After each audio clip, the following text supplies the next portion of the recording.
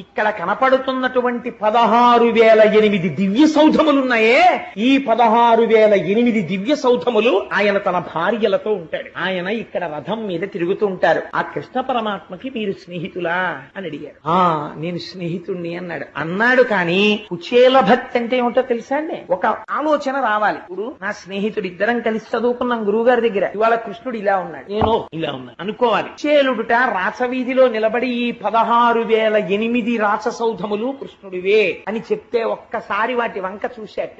అక్కడ వెళ్ళిపోతున్న పరిచారికల్ని చూశాడు. వాళ్ళు వేసుకున్న ఆభరణాలు, కట్టుకున్న వస్త్రాలు కొన్ని లక్షల విలువైనవి. వాళ్ళు ఎవరని అడిగాడు. వాళ్ళు కృష్ణుని యొక్క భార్యల పరిచారికలు అన్నారు. వీళ్ళే ఇలా ఉంటే నా స్వామి ఎంత ఐశ్వర్యవంతుడు, నా స్నేహితుడు, నా సఖుడు, నాతో కలిసి చదువుకున్నవాడు ఇవాళ ఈ స్థితికి చేరాడు అని నిలబడిపోయి ఆనందమగ్నుడై కన్నుల వెంట ధారగా వర్షం పడినట్టు నీళ్లు కారిపోయేట. ఇవన్నీ చూస్తున్నవాడు ఉన్నాడు ఆంతరమునందు. పొంగిపోయి కృష్ణ భగవానుడు ఈ ఇంటిలో ఎక్కడుంటాడు అని అడిగారు. అదిగో ఆ ఇంట్లోనే ఉన్నారు అన్న. ఆ ఇంటిలోకి వెళదామనుకున్నాడు. కానీ ఇంటి ముందు పెద్ద పెద్ద శూలాలు పట్టుకుని కాపు కాస్తున్నారు భటులు. ఇంటి లోపలికి వెళదామంటే చూసి తన యొక్క చిరిగిపోయిన బట్టలు, ఈ స్థితి చూసి లోపలికి రానిస్తారో రానివ్వరు. రానివ్వకపోతే ఒకవేళ నా స్నేహితుడండి, నా సఖుడండి కృష్ణ పరమాత్మ అని చెప్పి వెడితే ఇక్కడ కనపడుతున్నటువంటి 16,008 దివ్య సౌధములున్నాయే,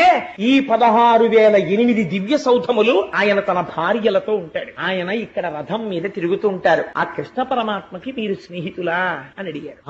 నేను స్నేహితుణ్ణి అన్నాడు కానీ కుచేల భక్తి అంటే ఏమిటో తెలుసా అండి? ఒక ఆలోచన రావాలి. ఇప్పుడు నా స్నేహితుడు, ఇద్దరం కలిసి చదువుకున్నాం గురువు గారి దగ్గర, ఇవాళ కృష్ణుడు ఇలా ఉన్నాడు, నేను ఇలా ఉన్నా అనుకోవాలి. కుచేలుడుట రాచవీధిలో నిలబడి ఈ 16,008 రాచసౌధములు కృష్ణుడివే అని చెప్తే ఒక్కసారి వాటి వంక చూశాట.